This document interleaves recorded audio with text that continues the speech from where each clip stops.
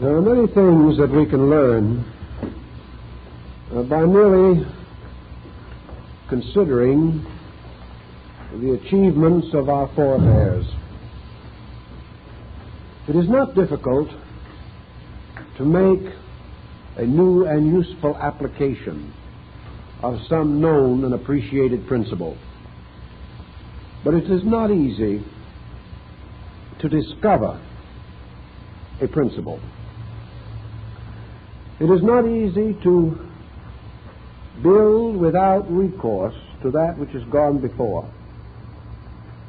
And therefore we have a peculiar admiration for these basic thinkers of the race, flourishing in different times, without the facilities and advantages which we take for granted. We have to ask ourselves, how did they achieve these basic principles upon which all later knowledge has come to be built? There seems to be only one possible answer, and that is that there is a source of knowledge within the self, a power of reason to achieve a scientific exactitude, a power of intuition to apprehend the truth of a matter, even though this truth cannot be immediately subjected to scientific verification. We do not know precisely how the philosophy of atomism came into existence. The first atomist is probably not remembered at all. But from the Greek records, it is believed that the theory was first promulgated, at least in Western culture, in Phoenicia, at possibly a period prior to the Trojan War. This would probably mean, by general checking, that the atomic concept came to Greece as early as the 16th to 18th millennium, 18th century BC.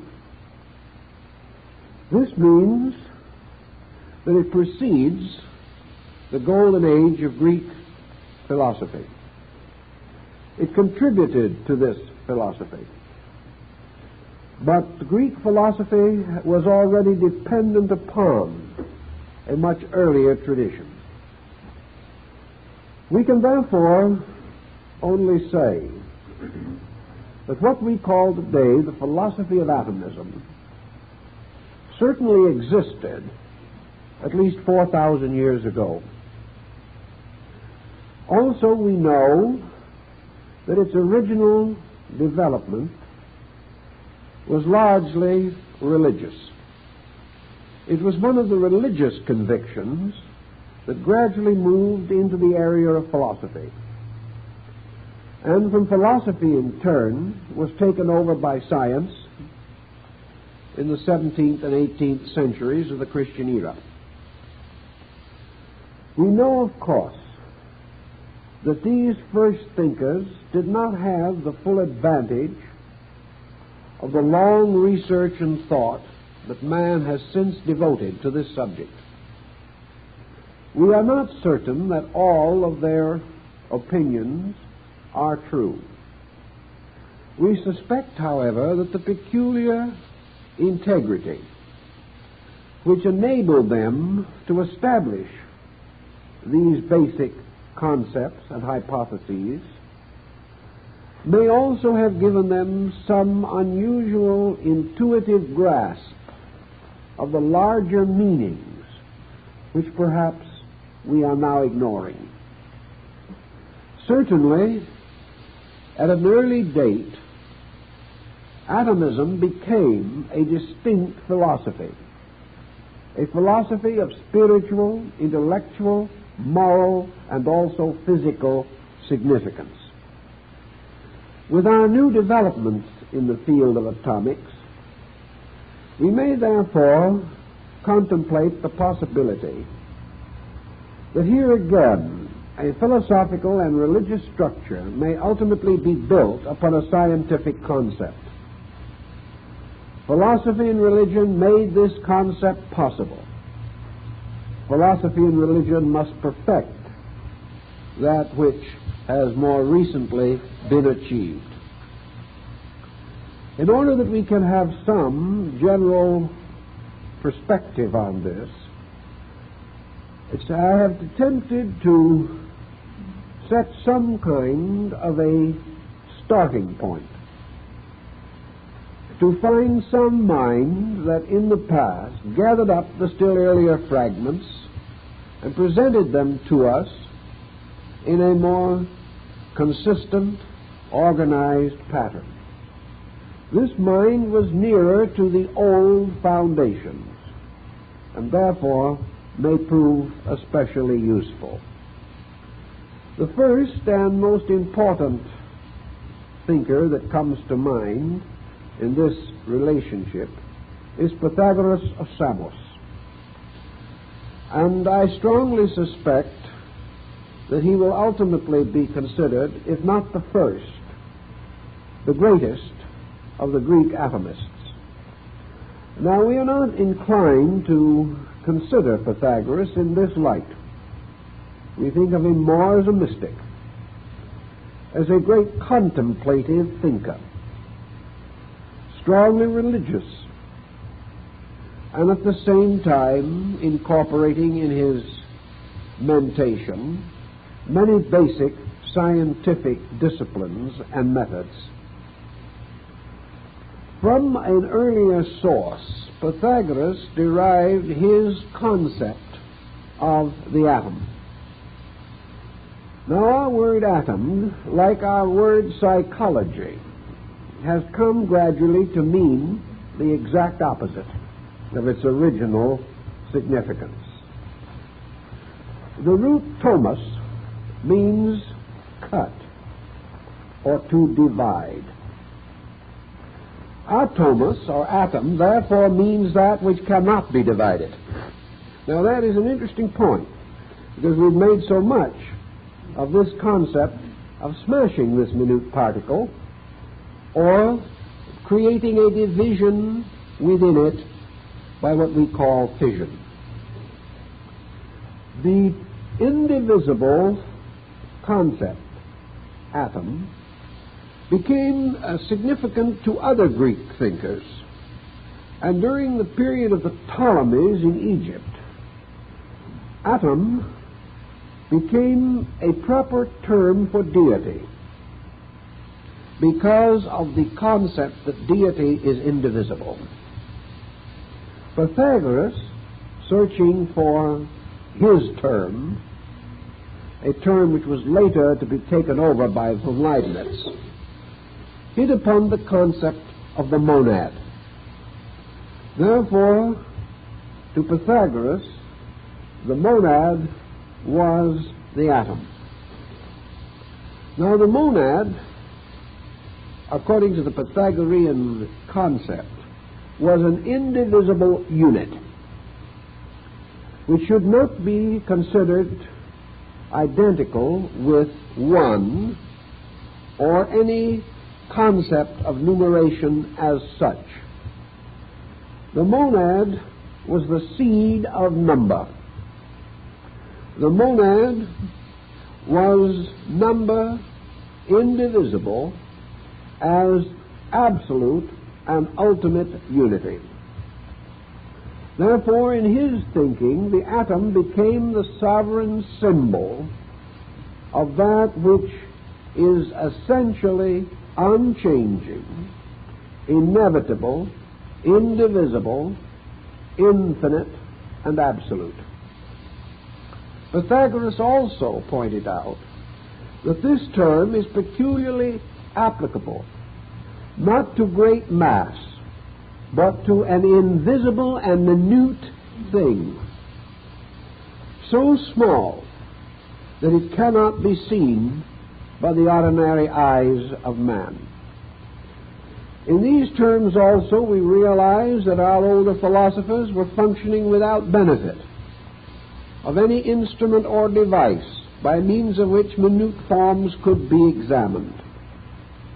The monad of Pythagoras was a philosophic atom, which he regarded as being the indivisible, ultimate smallness,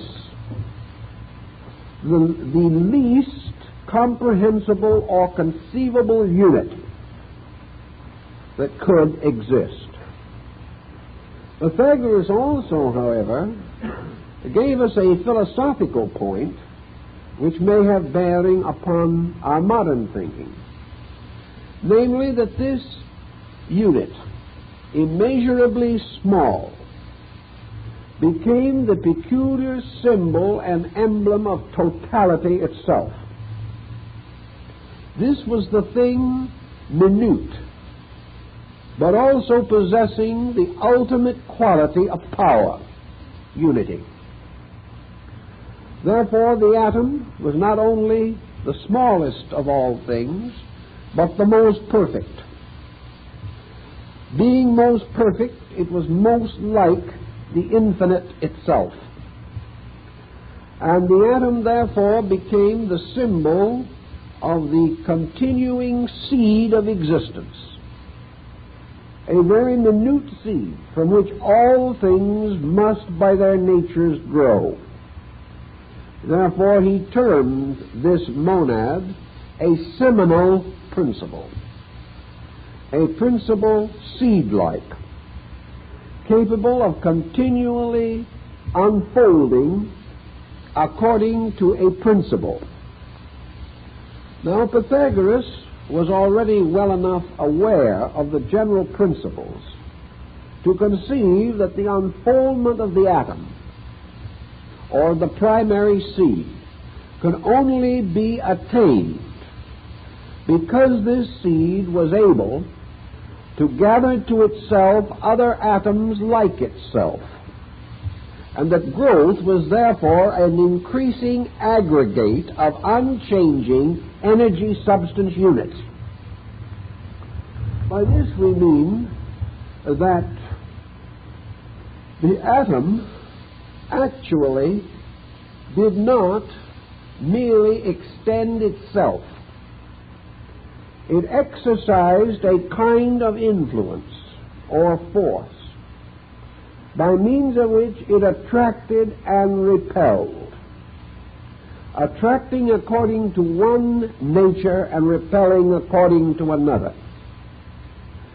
The continual attracting of atoms means the increase of mass.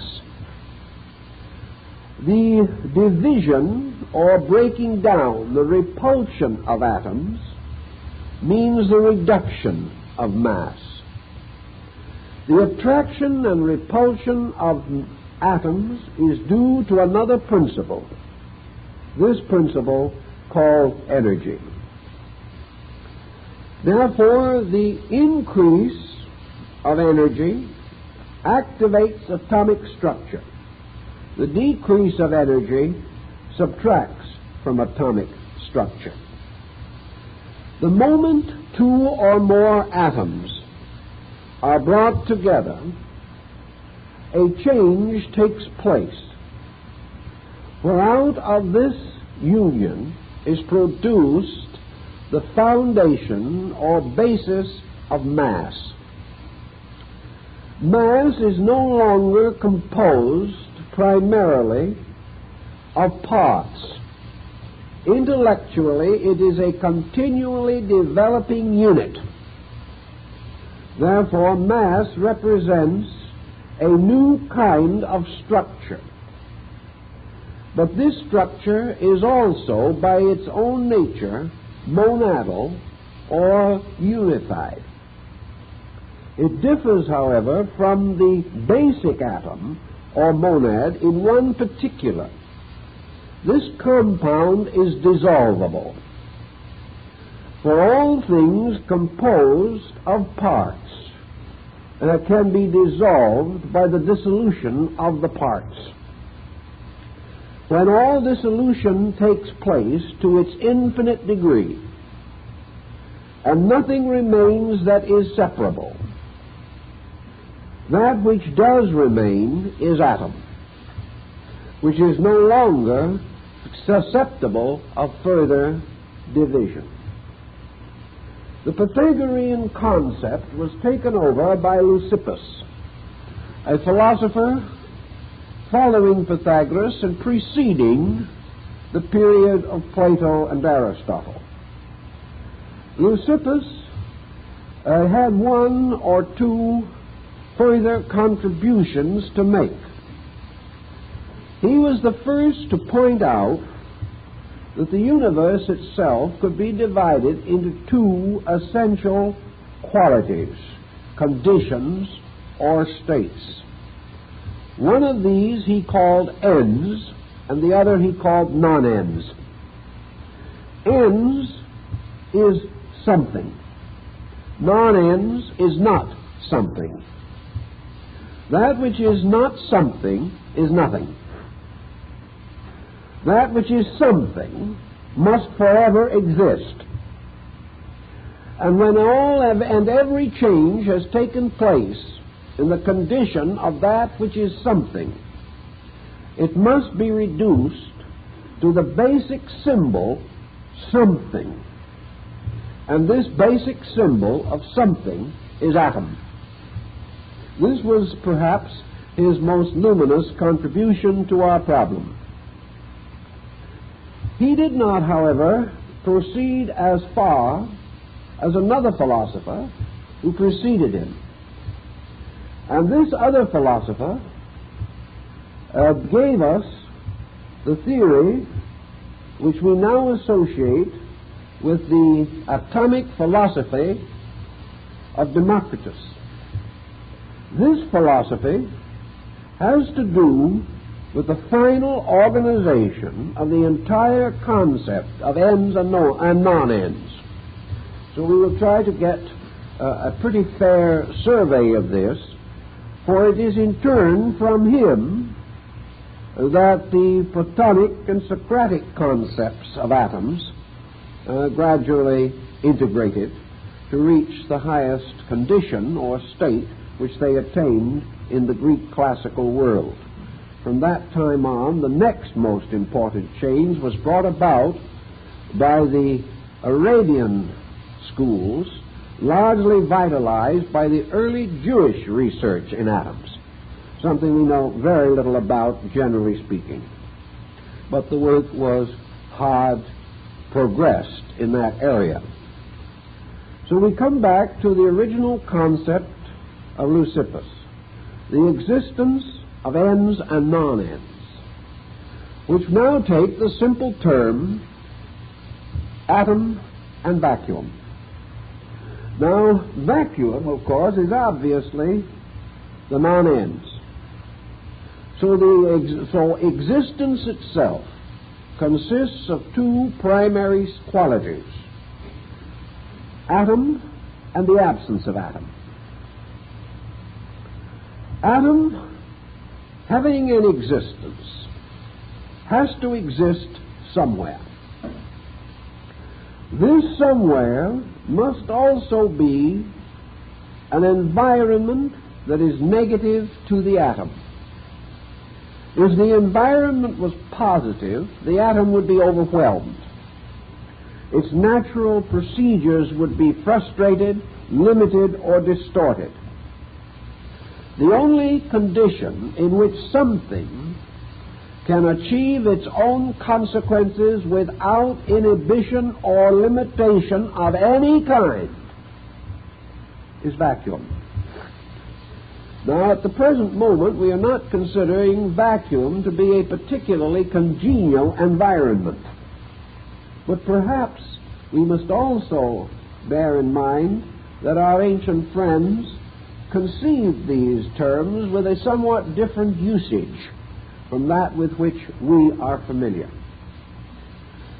In the thinking of Democritus, atom and vacuum have one quality in common: both are infinite. Atom is infinite in number.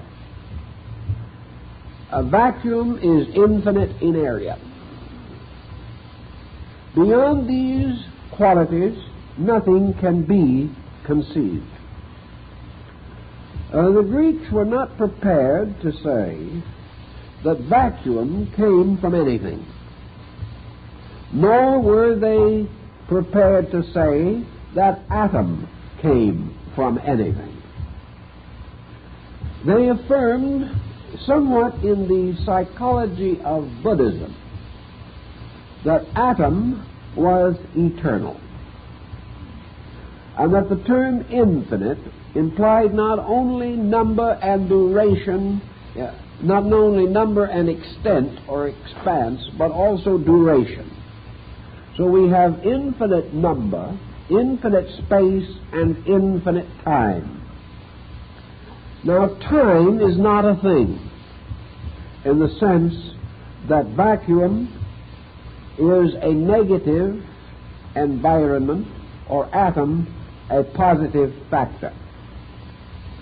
Time, therefore, is the measure of the motion of atom in vacuum. Now, we're not speaking in terms of modern physics now. We're speaking in the thinking of the Greeks, somewhere in the neighborhood of 25 centuries ago, as this theory was being well developed about 450 BC. What now, then, are we to consider to be the source of either vacuum or atom? Our philosopher tells us that there is no source, that these two are co-eternally existing,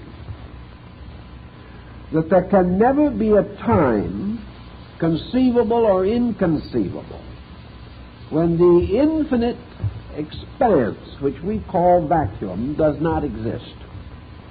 Nor can there ever be a time in which atom, the primary inhabitant of vacuum, does not exist. Atoms do not come, according to the Greeks, from a previous condition of any kind, nor do they lead to a future condition of any kind. Under all circumstances, everywhere, always, they are themselves. This means that they have a peculiar spiritual significance. If there is a God, according to the Atomists, this God must partake of the nature of atom, or atom must become the appropriate symbol of the power of that deity. For it is therefore necessary for us to parallel the Greek concept of atom and say that the atom was never created, and come immediately into one of the statutes of our Christian creed: God uncreated. In other words, without a source, a parent, or an origin. Now, in theologies, in systems, and philosophies, these concepts have been assailed. But, for our purposes, we can follow for a little while the Greek thinking, to the effect that the atom is an infinite structure, and that it exists in an infinite place, suitable for the continual existence of itself. Well, you have now this infinite mass of minute units existing in an infinite area of potential. What now do we have to have in order to have something happen? Obviously, something has to happen, because we cannot simply leave these atoms forever themselves, and this space or this vacuum forever itself, without ending ultimately in a static condition. There is no impetus or factor present by means of which the motion of atoms is impelled. For the Greeks were very particular to point out that the atom itself does not possess the power to move itself. This brings in another dimension. And here is a point which perhaps someday will be useful to modern science. I believe there is some evidence that it is already being considered. The possibility of what we term atomic energy actually existing in the interval between atoms and not resident in the atom itself. This is a point in which more research will have to be carried on. It is possible that this thing we call atomic energy has been misnamed. In any event, the new factor, the new element which has to be introduced presented a problem to these older people because in a strange way they were subtly materialistic. The Greeks produced many schools of materialistic philosophy. So did the Hindus. We cannot assume that all of these systems were pure idealism. They were not. There was in the Greek thinking a continual reaffirmation of scientific method. So they were confronted with what to call this agitating agent, by means of which something forever the same suddenly became different. Aristotle struggled with this and finally more or less concluded that this agent by which all things are moved was co-eternal with atom and vacuum. In other words, our duad becomes a triad. And we now have atom, motion, and vacuum. No good philosopher, however, could afford to leave motion just moving. He had to try to understand the significance of motion. So our old atomists came up with a very interesting concept. Namely, they called motion necessity. This is a rather interesting and startling point of view. You remember that Plato describes how the universe moves upon the spindle of necessity. Now, the word necessity simply implies that certain things have necessary and inevitable attributes. Necessity is, therefore, not only the mother of invention, but for our atomists, the mother of motion. Things must move. Now, why must they move? Because it is necessary. This helps a little, but still leaves us on the forms of the principal dilemma. Why is motion necessary at all? We've often asked that question on another level. Why do we have to work? When a certain kind of physical inertia seems to be a most highly desirable state. Under the heading of necessity, the Platonists and several other sects among the Greek philosophers used the idea of an immutable and inevitable law forever operating. Necessity then begins to take the form of law. Motion is necessary because it is lawful.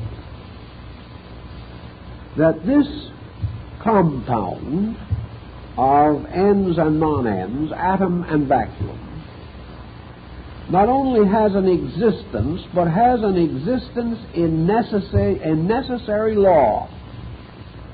Therefore, certain processes are innate, not necessarily in the atom, not necessarily in the vacuum, but operating upon atom in vacuum.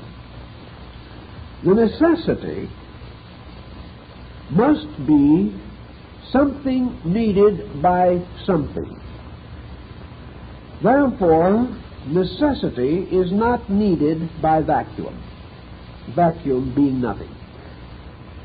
Vacuum needs no modification or change because there is nothing to modify or to change.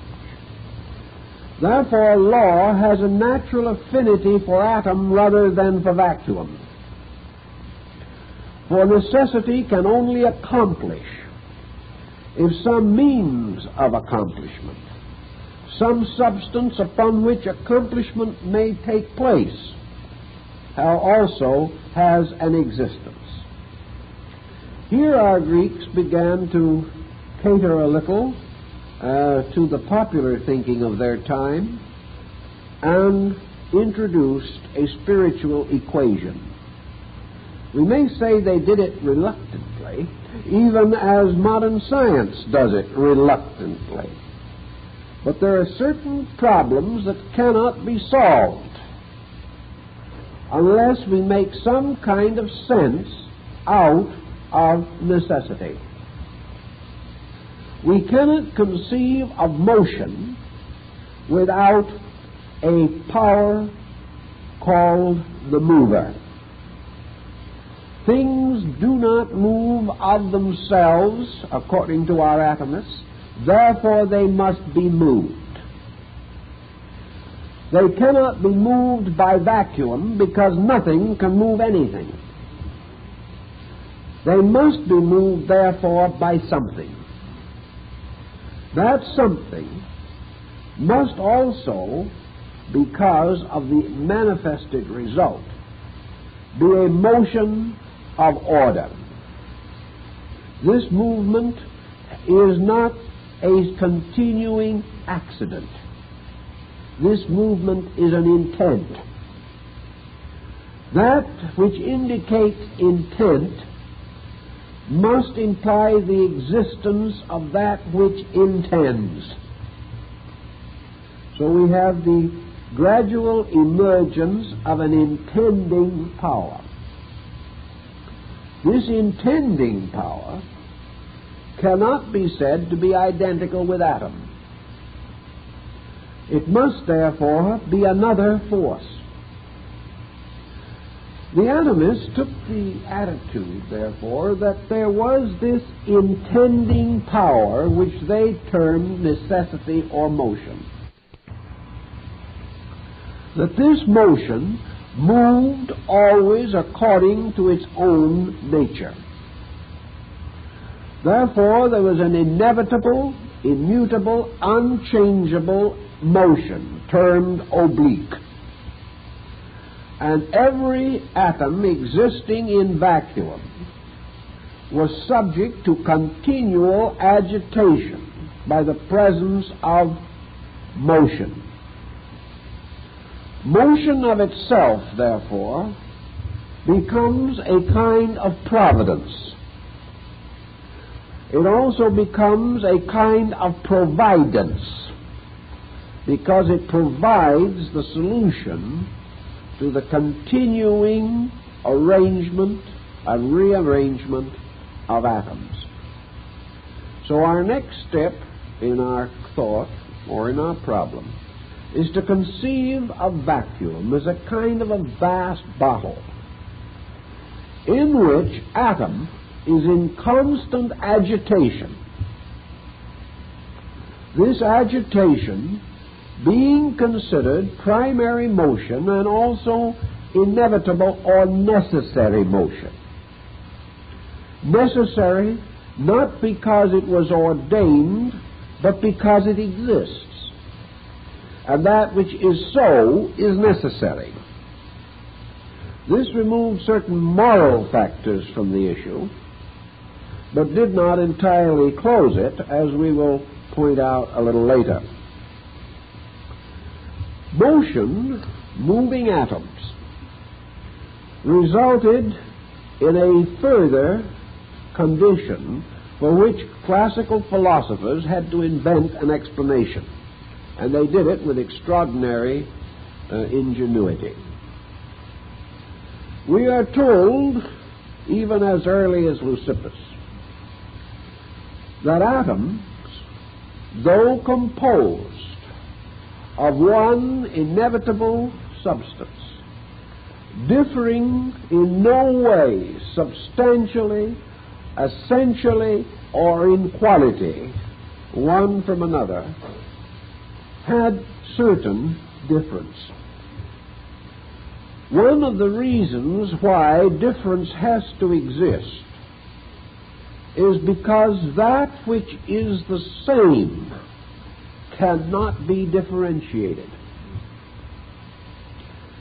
Consequently, the fact that there can be more than one atom must imply that there is a certain antipathy in atoms. Otherwise, they would immediately coalesce into an indivisible mass and remain that way forever. This does not happen. Consequently, there has to be some kind of difference. And to these early people, there were two kinds of differences which they could accept in their atomic theory.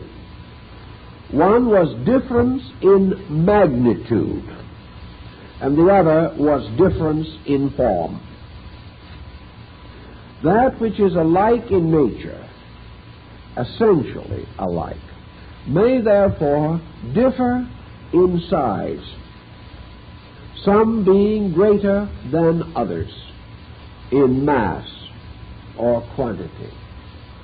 They might also, as Democritus points out, differ in shape, and a new infinity is bestowed upon our problem. Infinite formal differentiation. In other words, all atoms, in some mysterious way, differ from each other. These differences may be so slight that the invisible atom, not even to be seen, cannot be estimated in terms either of similarity or dissimilarity, but it can still exist. Now, for the next point that we have to make, we can perhaps use the illustration of a pool table. The pool balls have been racked and have been formed into a triangle. The first player, using the cue ball, strikes the apex or near the apex of the triangle of racked balls, causing this triangle to splinter into many different directions, each of the separate balls moving to a different part of the table before they stop motion.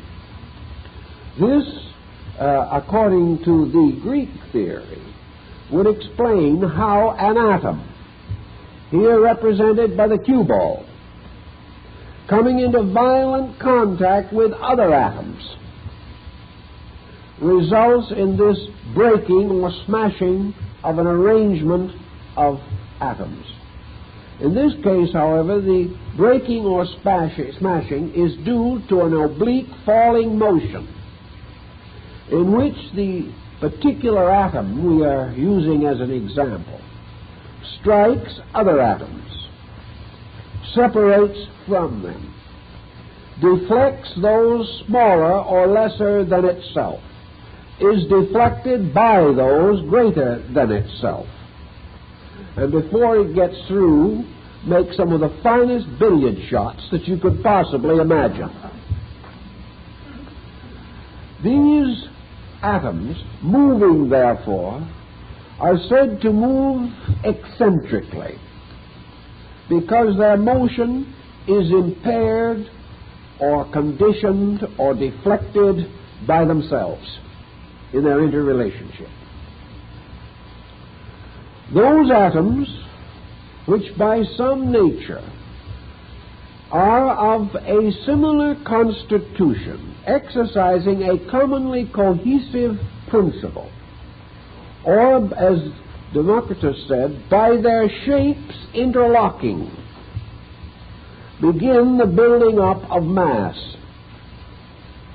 Mass results in the existence or manifestation of a new quality, and that is the attractive power of mass.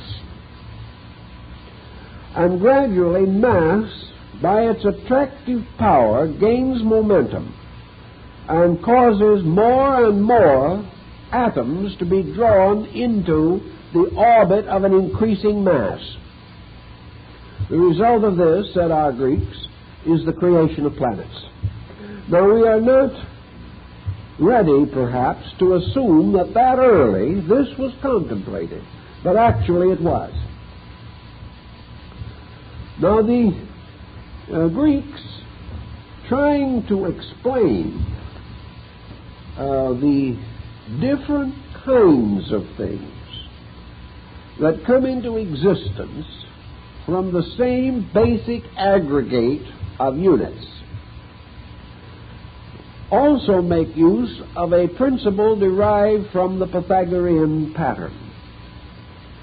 If you take 5 toothpicks and lay them side by side, you can contemplate this little arrangement in 2 ways. You can say of these toothpicks, here are 5 one toothpicks. 5 single toothpicks. Or you can simply say, this is 5. Now, 5 is not identical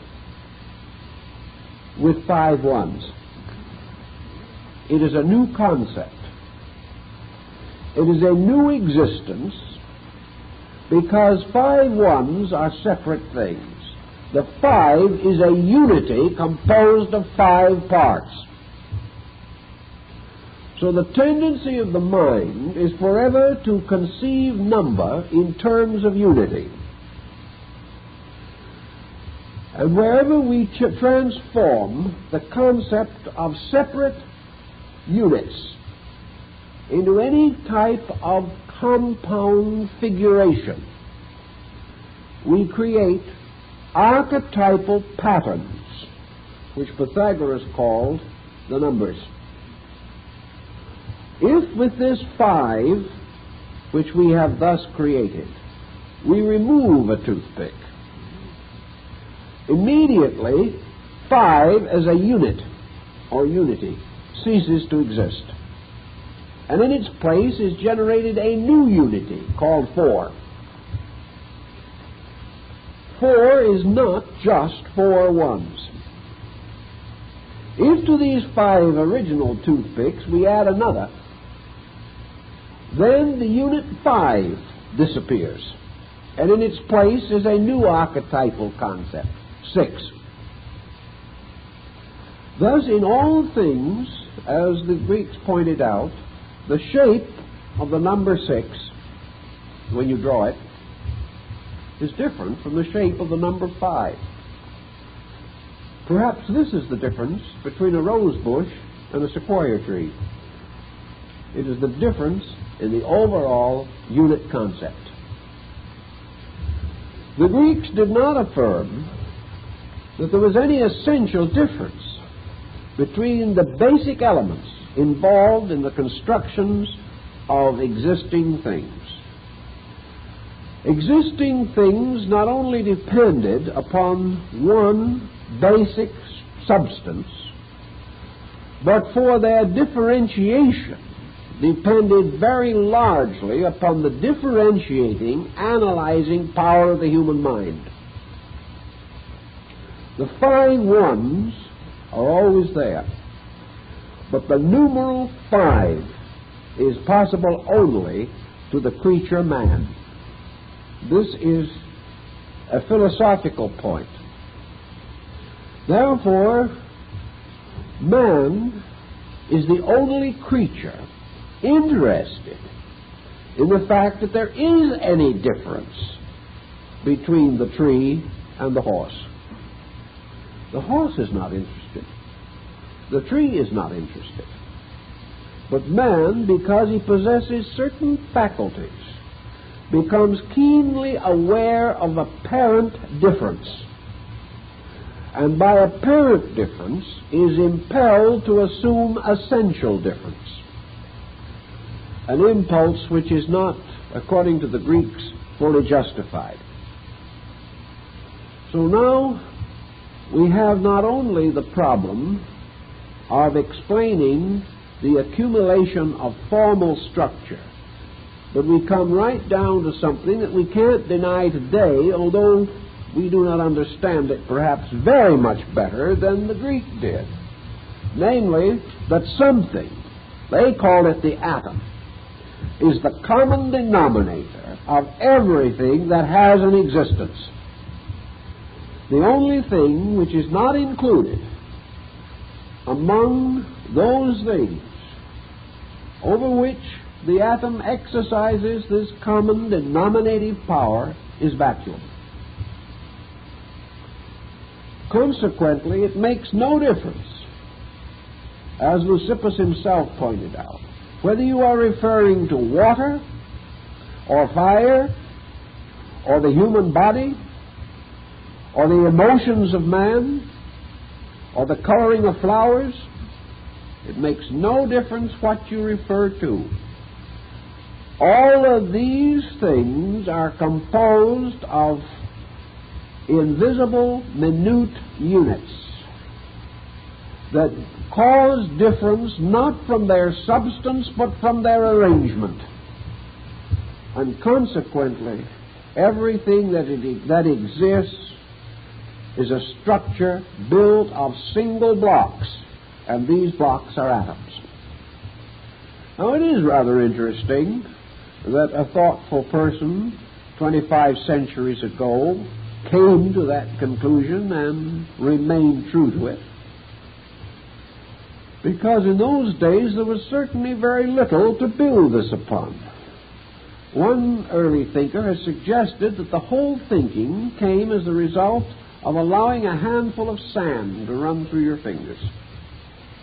That perhaps this was the clue. And the gradual recognition that by mixing certain cements with this sand you could create permanent blocks that could be used for various purposes. So we have the sand, we have a foundation or a space waiting for the blocks, and we have a cement. And this cement, in this case, is essentially the principle of continuing motion. The Greeks also held that all of these structures were in continuous change, but that this change was so gradual that it was not noticeable, but that in time every form or structure, even the most permanent things in nature, would be totally altered. Therefore, all things are in a continuous state of increasing atoms or losing atoms. All growth, progress, enlargement, or expansion implies the increase. Where this fails, decrease is inevitable. Democritus tells us that man replenishes the body by inhaling atoms, and that the moment the respiratory process ceases and new atoms are not taken into the system, death is inevitable.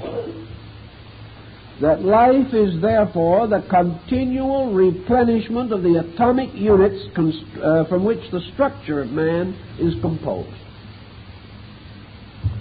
Now, we probably don't agree in everything with this, but it was pretty good thinking for its time.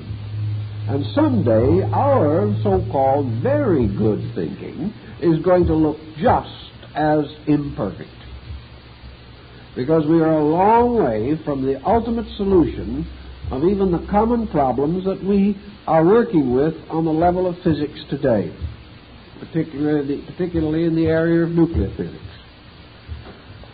This brings our Greek to the next situation. We have another factor in all things besides form, growth, diminishment. We have another principle which we call vitality, animation.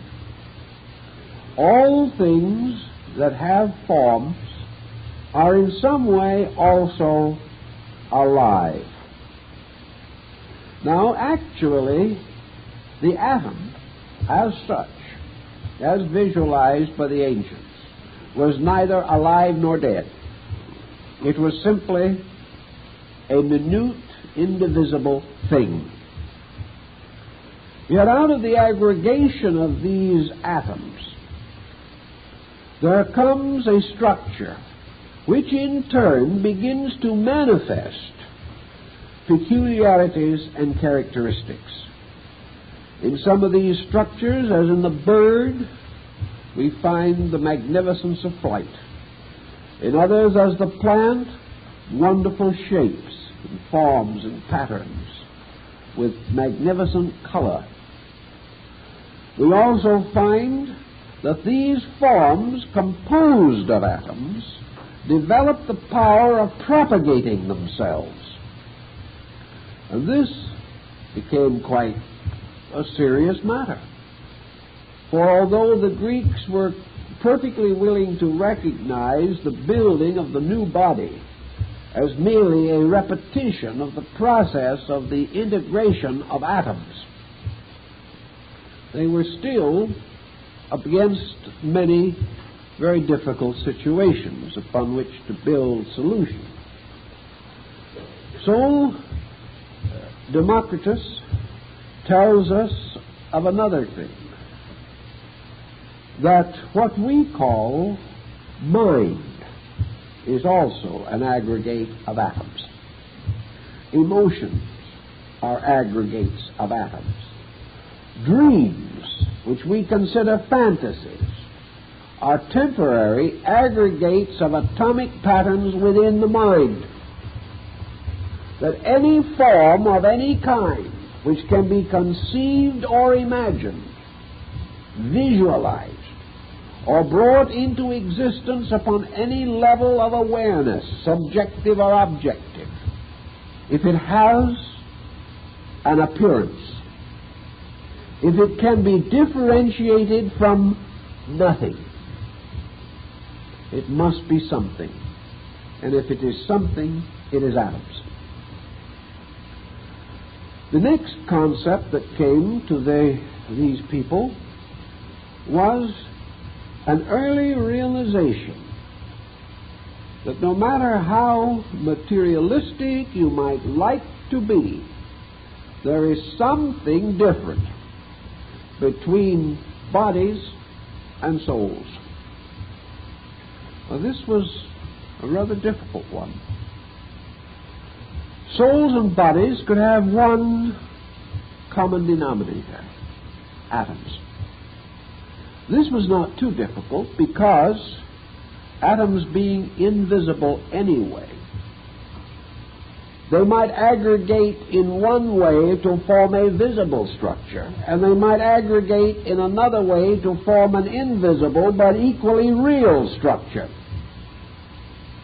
So our Greeks tell us that a form, which is an aggregation of atoms, may be either visible or invisible. It does not have to be visible. To say that all forms must be visible is to deny the fact that the atom is a form and that this form is invisible.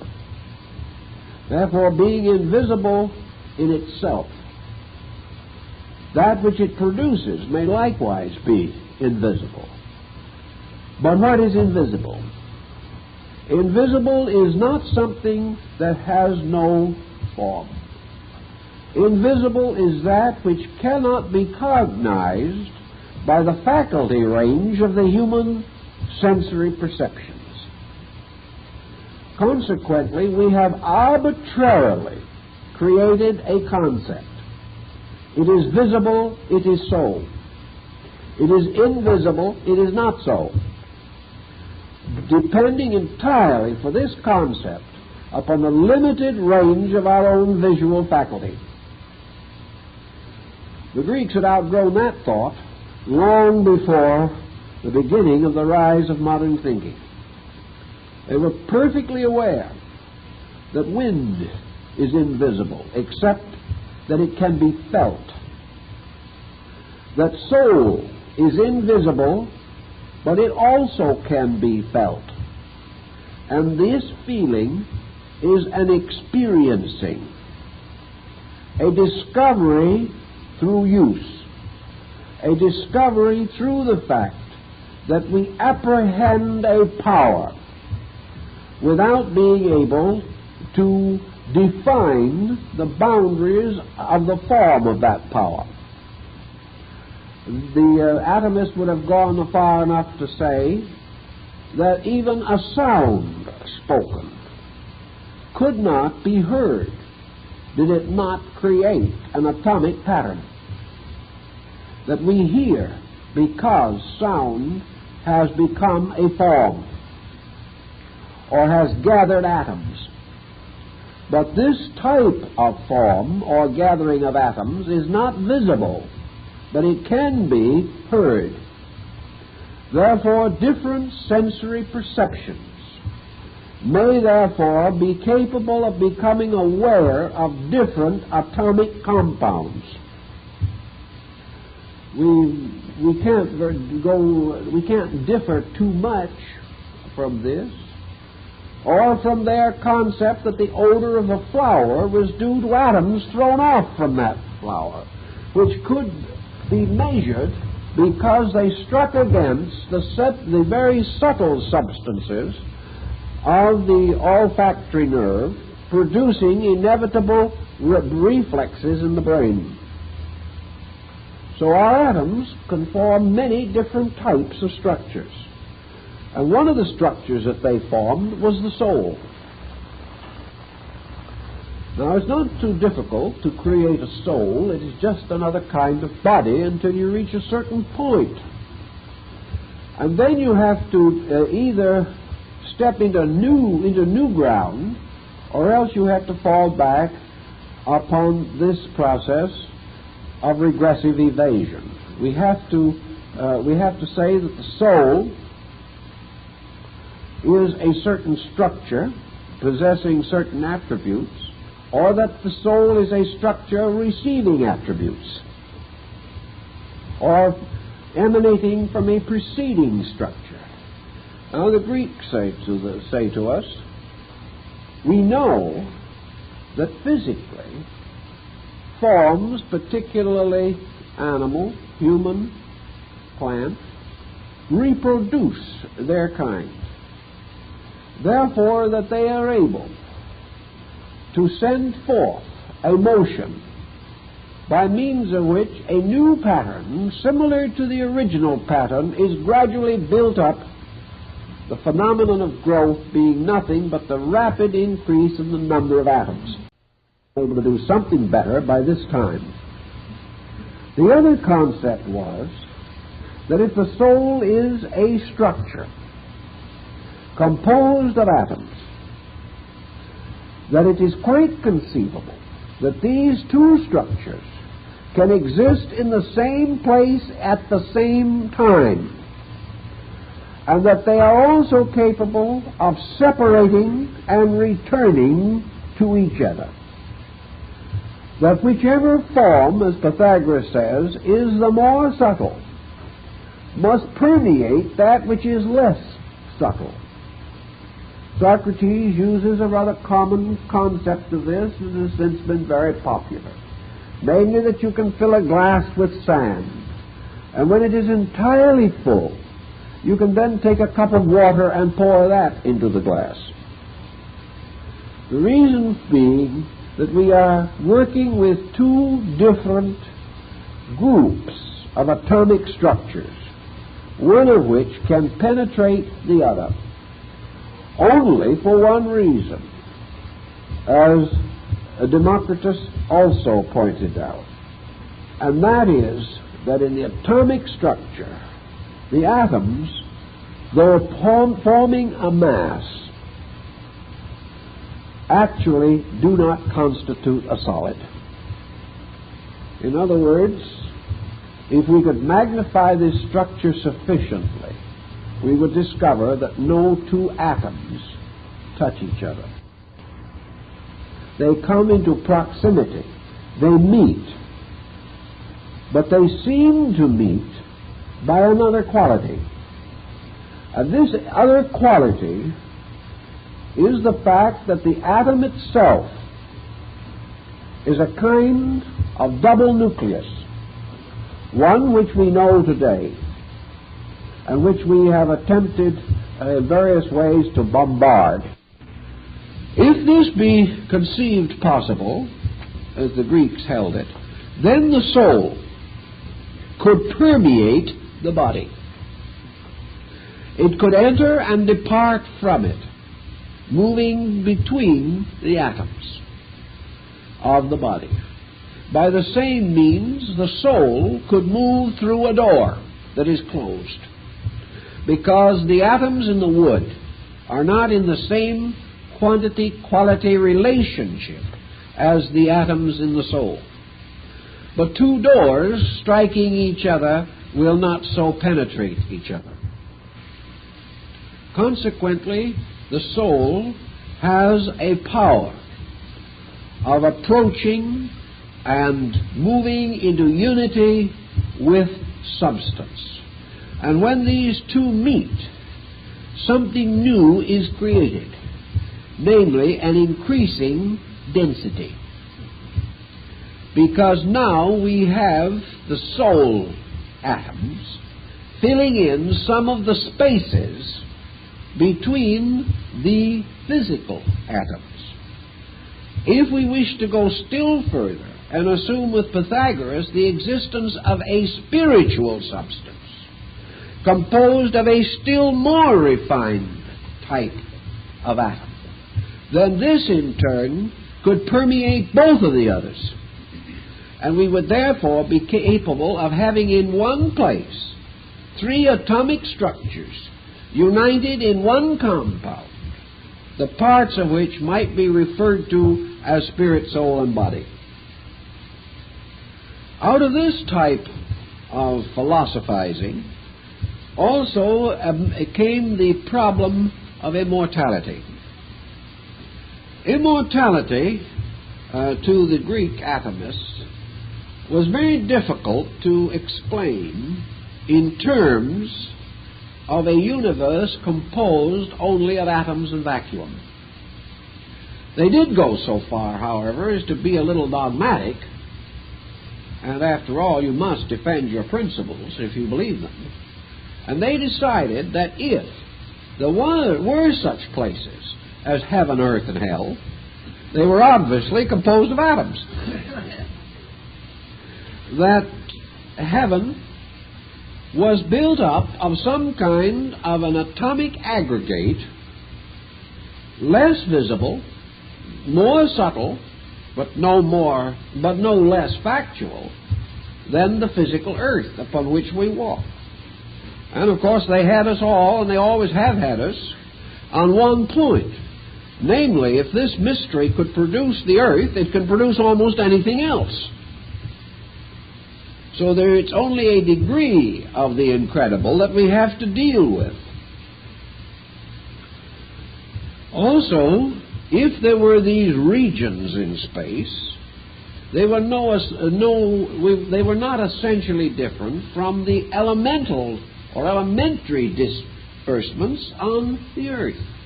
There are vast regions we call ocean, most of which have never been explored. There are other regions which we call mountainous, still others that we call level plains or valleys. There are elements of air, of water, of fire, and of earth. and these are all present in the mysterious compound of nature. Most of these elements are comparatively invisible, except in very large aggregations.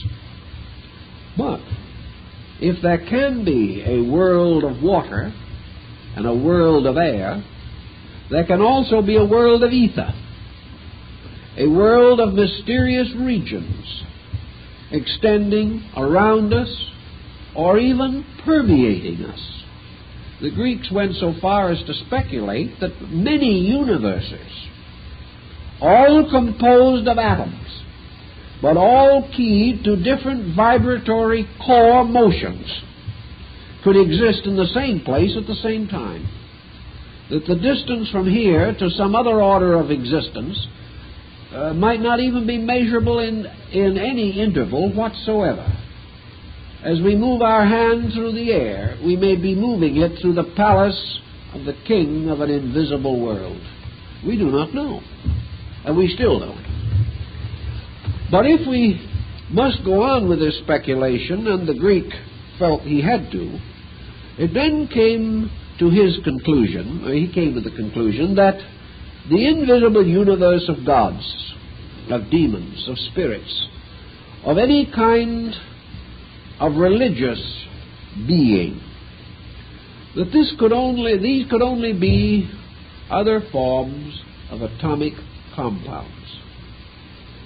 Now, what the Greeks called the gods, according to Democritus, were actually beings composed of atoms, as man is, but more subtle.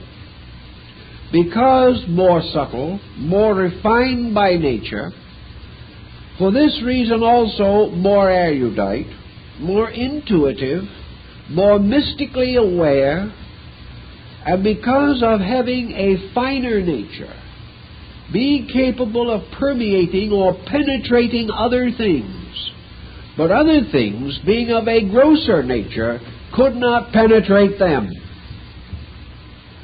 Therefore, the pattern of understanding itself, an atomic process, would make it possible for the superior to understand the lesser, but not permit the lesser to understand the superior.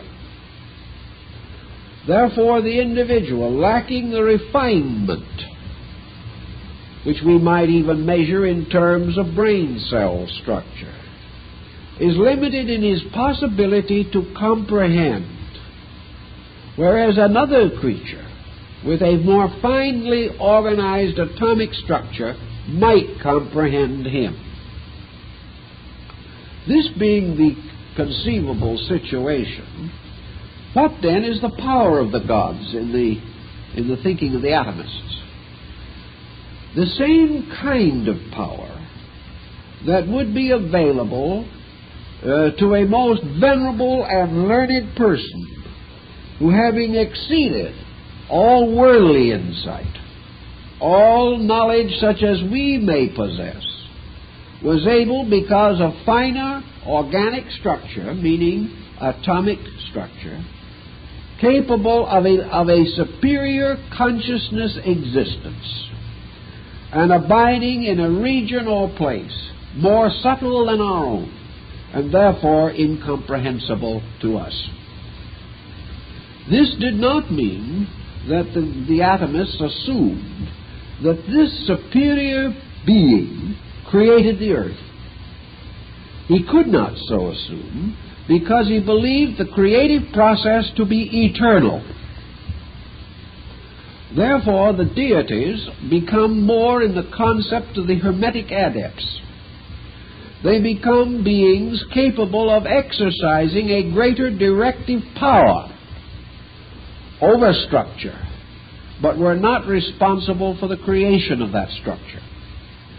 That even these beings must abide by and obey the simple law of necessity upon which the entire creation moves. If a being, then, by process of disintegration, departs from one atomic structure by focal awareness to another atomic structure, what then shall we say actually happens? The atomists would tell us that the psychic structure, the psychic field, or the psychic atomic entity could not possibly enter into the compound of matter, or the lower form of atomic instrument, and there become bound, held, or fettered. This psychic atomic being could comprehend matter, could choose to abide in it, could choose to depart from it, but could not be bound to it. Furthermore, in man, there are evidences of two processes of function going on continuously. The Greek atomists decided that man had two minds. One of these minds arising from the atomic structure of the body, the other arising from the more subtle atomic structure of the soul. But this is itself a bit of a problem, because we've suddenly introduced mind into something where we have as yet provided no place for mind. We have still only atoms, motion, and vacuum. So now we have to try to figure out what the mind factor really means. I think what they would want us to realize is that the atom itself, as we now know, while it is a unit, and while it is theoretically indestructible, although we attempt and have apparently been able to crack it, but the concept is that the atom itself, although it is a unit, is also a compound. Therefore, an atom being composed of a certain number of different parts within itself, the structures created by the aggregation of atoms are compound structures, not simple structures. In other words, from these various procedures, it means that when the atoms unite, more than one type of unity is established. There is a unity set up for each of the parts of the atom. Now, the Greeks appeared to assume that emotion and thought are actually aggregates of certain parts of atoms, not separated from the atom, but resulting from the uniting of many atoms. A compound is set up representing either emotional or mental processes. The mind itself, having apparently two natures, intrigued them a lot. Apparently, the highest parts of the physical atom pattern became a sort of custodian of the rest. As certain laws, the necessity principle was released through the atomic compound. This necessity principle led to the primary intellection of man, namely survival. That the individual lived to gratify whatever seemed to bring pleasure to the body in which he lived, to gratify the appetites of the atomic unit. Now, we are not sure what these appetites are. And the Greeks, frankly, held with Buddha that these appetites are not real. It was supposed that most of the atomists were addicted to a cult of pleasure. This is not strictly true, because their idea of pleasure was normalcy, simply the process of living well, not the process of indulging the faculties or the sensory perceptions. But the kind of mentation that was obviously associated with the grosser atomic structure of body was assumed to perish with it. The soul that sinneth, it shall die. The soul of the body died with it. But the Greeks also recognized that there was another kind of soul, a being living in a region of its own, that by necessity, again, this soul came into a certain fraternity with body. But the purposes of this soul were not essentially body purposes. For this soul was capable of creativity, of imagination, of genius, of great idealism, of poetry, art, drama, music, morality, religion, and ethics. That this soul could ponder imponderables, that it could reach out as the only creature that we know that is truly concerned with its own destiny and is conceivably willing and able to cooperate in the attainment of destiny.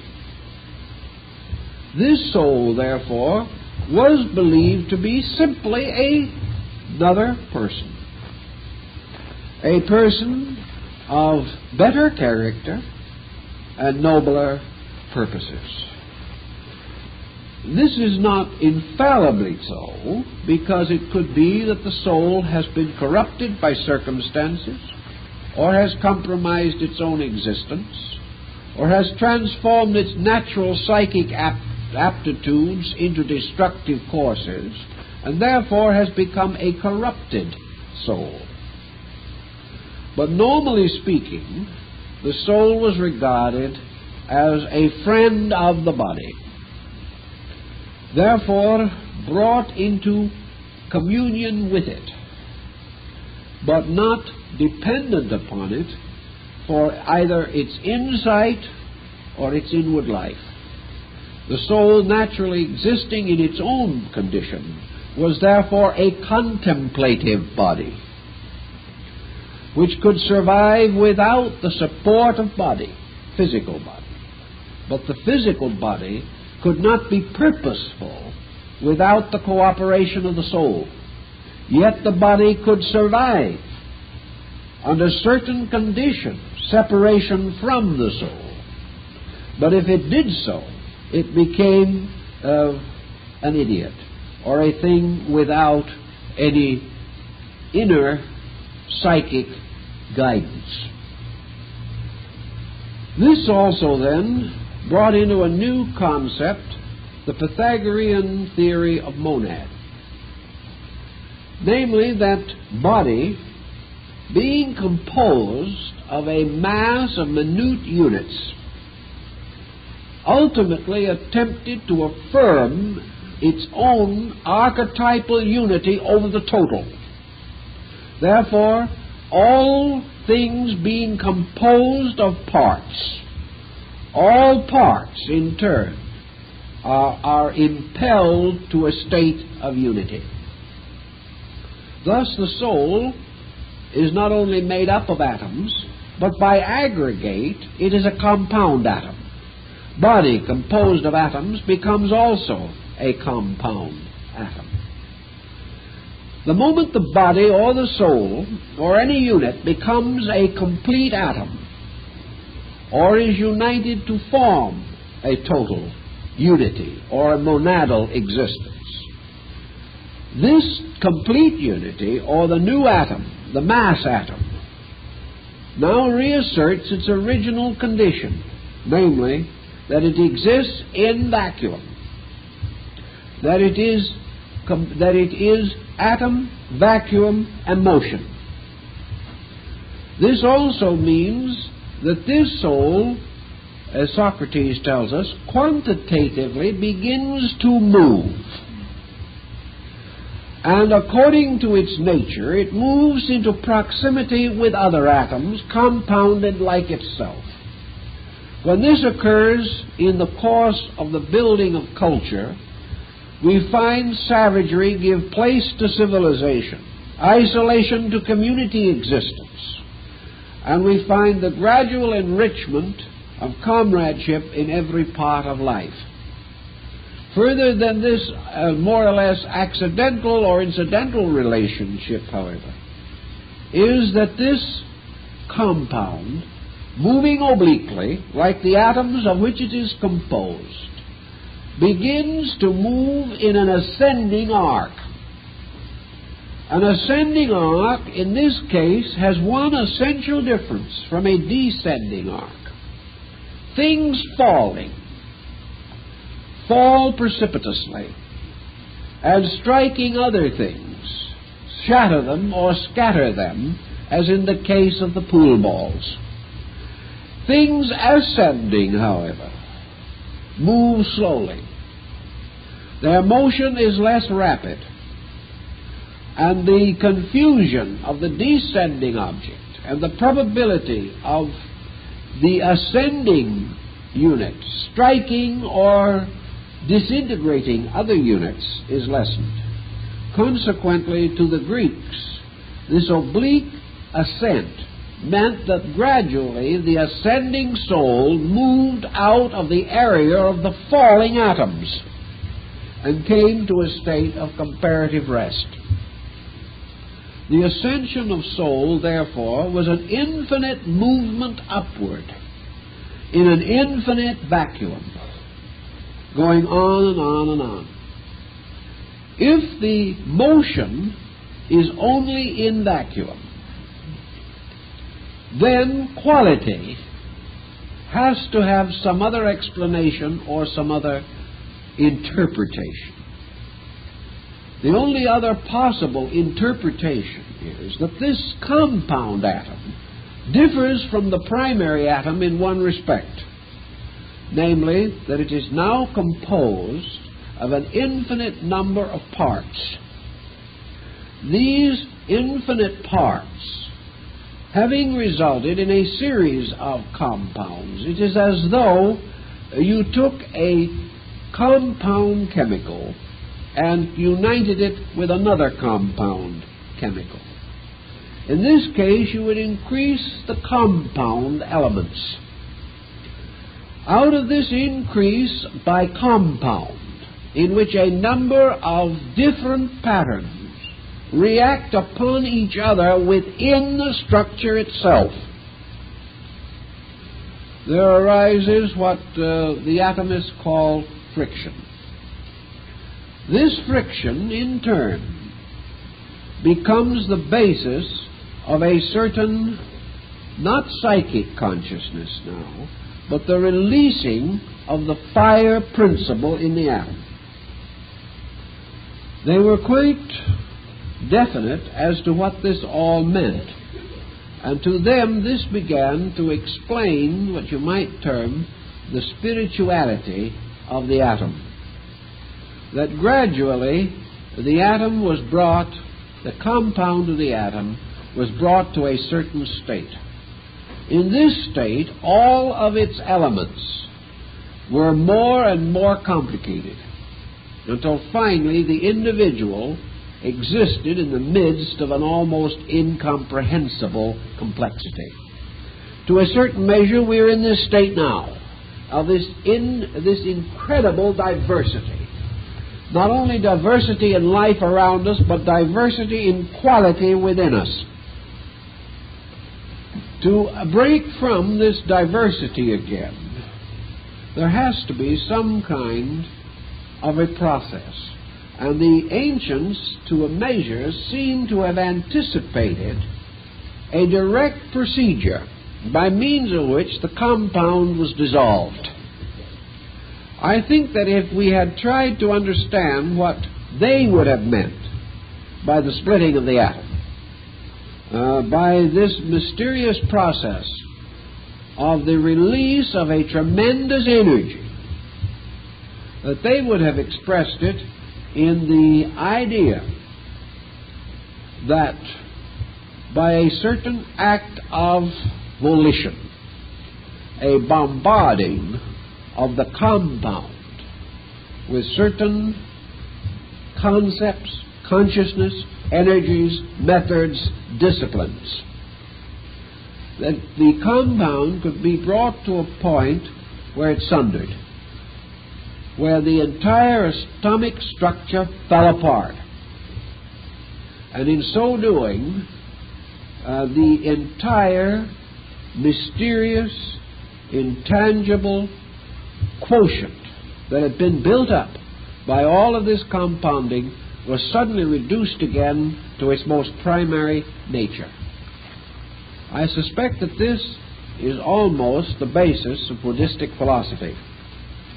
The concept being that the illumination or the Mahaparinirvana of Buddha was the splitting of the atom, that it was the voluntary demolishment of the chain of atomic sequences which had been set up by the entire process of evolution and generation. Man, being bound by generation to evolutional process, continues to complicate his nature until finally he reaches what has been termed the stage of enlightenment. Now, in the description of the transfiguration of Jesus, or in the description of the crucifixion, or in the case of the illumination of Buddha, and again in the ultimate consuming of Buddha at the time of the great decease, or the end of life as represented and unfolded in the Dhammapada, we have always the same story. At the time of the death of Christ, the veil of the temple was rent from top to bottom. The earth opened. Tremendous cataclysms moved the deep. The sky was clouded. And a vast light was seen. In the case of Buddha, it is said at the moment of the Mahaparinirvana, the blaze of glory from the released consciousness extended beyond the duration of 10 universes. And as this builds up and piles up in fictional account, it seems as though what we are being told is the tremendous release of the universality of life energy. That this release, in a sense, is not the reduction of the atom or the destruction of it, but is the sudden and instantaneous reversal of the entire process of atomic structure and structural building. Now, if the Greeks had been confronted with the simple problem of what would have happened had the atom been split, conceiving that the indivisible could be divided, I rather think from the writings of Pythagoras and some of the Neoplatonic thinkers that their conclusion would then be that the dissolution or the breaking up of the unity of an atom would and would have to be the greatest consternation that could exist in the universe, for the reason that in this there would be the transition between ends and non-ends. If in an instant the energy of being, even of the most minute being, is suddenly and instantaneously released in vacuum, this would represent the most terrible combustion of which the human consciousness can conceive, because it would be the sudden annihilation of a thing. If this annihilation was voluntary, as in the Parinirvana, it meant the return of the being to the state of pure life. In the case of the atomic thinker, among the older people certainly, it would represent the sudden revelation of the total potential of this mysterious thing called the atom. Now, the atom, according to the Greek, had no peculiar qualities of its own. Vacuum had no peculiar qualities of its own. But when atom, as thing, moves into vacuum as not thing, it makes the longest and most terrific journey that is conceivable by the human mind. For the transformation of thing to not thing is as incredible as the transformation from not thing to thing. This would mean that atom potentially had one point in common with vacuum. Namely, that atom was capable of being diffused in vacuum. That atom released into vacuum expands indefinitely and infinitely. That this transformation, then, would conceivably be the greatest change that can exist or could occur anywhere in space. Now, if this atom suddenly is actually dissipated in vacuum, it might have somewhat the same relationship as a moving object passing through the sound barrier. This atom would have to pass through the quality, time, motion, energy barrier between being and not being. Atom would have to suddenly reverse its polarity and attain identity with vacuum. I believe that this would be interpreted in ancient thinking as total combustion. That this total combustion would not only have its physical significance, but its spiritual significance as well. And the atomists would probably go on to try to interpret the meaning of the possibility of an existing thing actually ceasing to exist. This would mean something entirely different from death, nothing of a parallel nature at all. It would mean the motion of a thing to the extinction of itself. The extinction of the atom can only be one procedure, one fact, and that is its total identity with vacuum.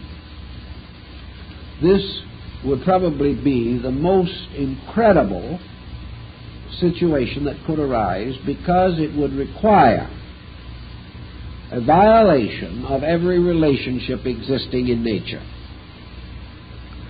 Actually, probably also, when the thing is all summed down and we get through with the whole problem, we will probably discover we haven't done it. We will probably discover that what we have actually achieved is not the annihilation of an atom, or the actual destruction of its own unity, which means the total violation of its own archetype, the complete sundering of relationship with pattern. But that what actually has been accomplished, or so-called accomplished, in this procedure has simply been the release of certain areas of energy which are resident in atom. Now, the Greeks do not give us this concept of a total energy present in atom, but they tell it in another way. They point out that there is only atom and vacuum, and then they create the universe. This means only one thing, that the universe has to reside in atom, just as the oak tree resides in the acorn. By the gradual process of growth, the oak tree unfolds the potential of the acorn in a quiet, reasonable, orderly manner until it attains its growth. Then this tree in turn has its own acorns. These in turn become trees. And in the course of time, if you wish to diagram this, say in 1,000 years, your single acorn would have become a great forest of trees. This would go on and on and on. Supposing, however, at the moment of the sprouting of the first acorn, within which all of this archetypal expression is locked, the absolute release of this energy was instantaneous. Instead of producing generation after generation of trees, enlarging and multiplying their number, spreading over a great area of land, perhaps ultimately creating a forest for the whole earth, supposing this entire release had been made instantaneously, instead of an orderly development of forests, there would be a sudden and inconceivable blast of power, because it is actually the power in the first acorn that may 10,000 years later still produce further trees.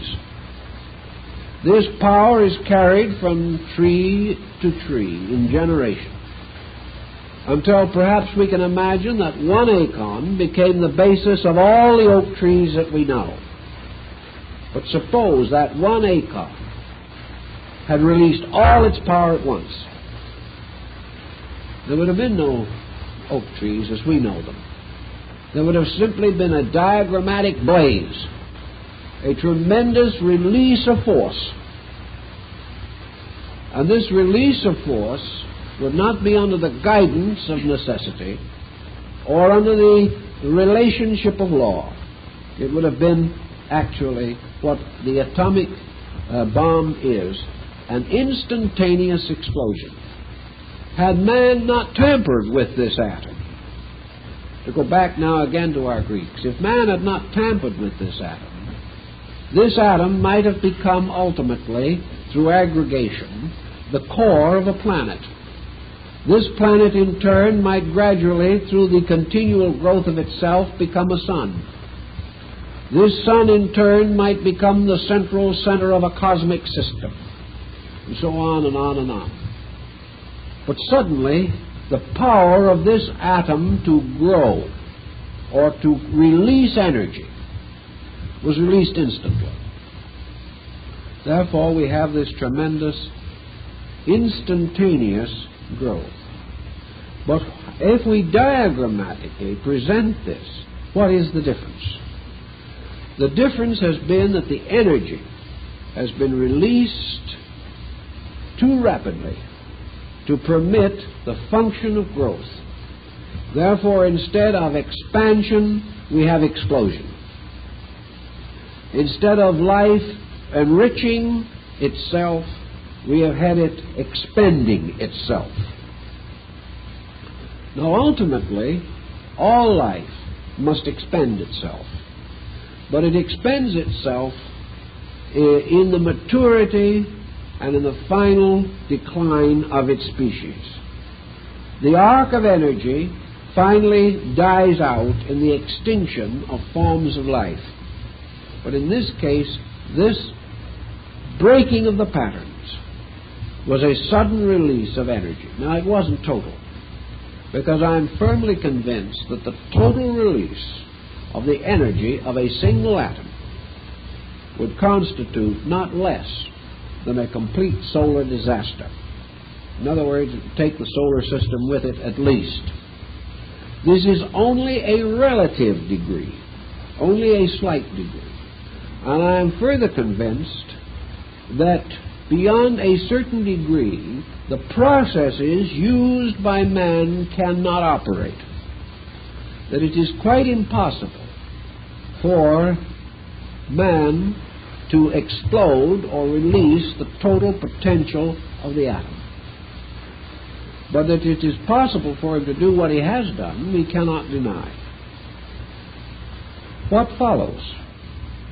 What is the result of the sudden release of the life of an atom into the field of vacuum?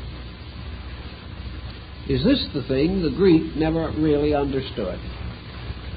is the ultimate end of all atomic compound to be a dissolution by which a kind of overcharge is poured into vacuum? Does all atomic activity ultimately result in the change of vacuum? Does vacuum gradually alter its own nature?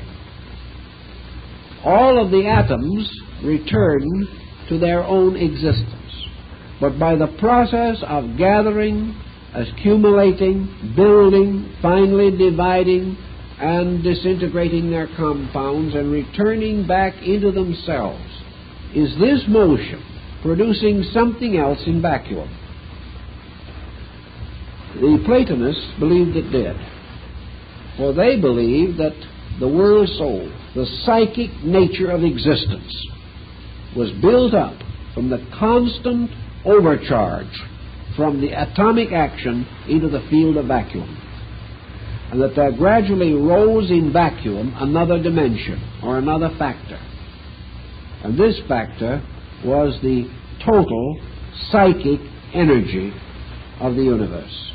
And out of this factor arose what Socrates called the good, the power by means of which the infinite repetition of atomic experience resulted in the shift from the concept of necessity to the concept of morality. That first the necessary required all things. Ultimately, the good provides all things. So that the energy cycle of the atom does not exhaust itself by infinite repetition, but in this process a plus factor is added through the cycle of growth. This plus factor continues to build a plus that is not another kind of atom primarily, but an energy or an essence. And that this essence is the secret of the ultimate release of life from the endless repetition of the atomic cycle sequence. So this is the basic thinking of the Greeks on the matter. And now that you thoroughly understand this, we will then prepare ourselves for an Asiatic evening a week from tonight. Thank you very much.